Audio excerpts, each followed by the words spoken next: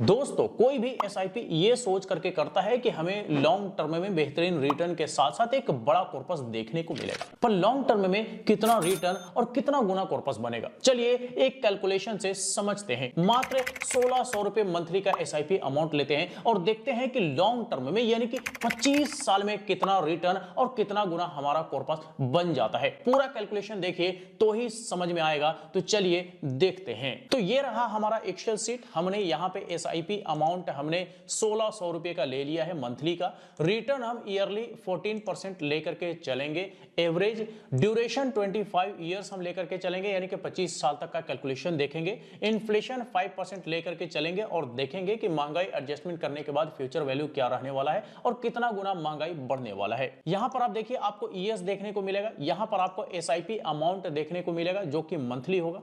यहां पर total investment देखने को मिलेगा जो कि ईयरली होगा। यहां पर टोटल रिटर्न देखने को मिलेगा जो कि ईयरली होगा और यहां पर आपको टोटल फंड देखने को मिलेगा, यह भी ईयरली होगा।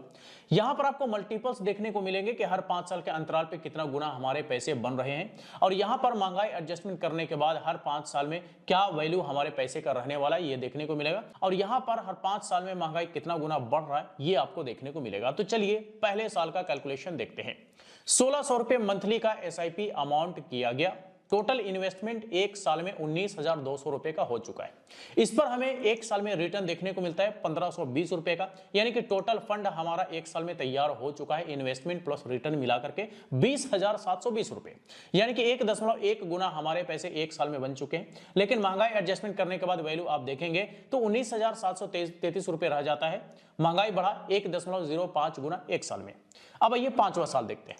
पांचवा साल आप देखेंगे तो 1600 रुपए का जो एसआईपी था हमारा कंटिन्यू है। 96,000 रुपए का टोटल इन्वेस्टमेंट हो चुका है 5 साल में।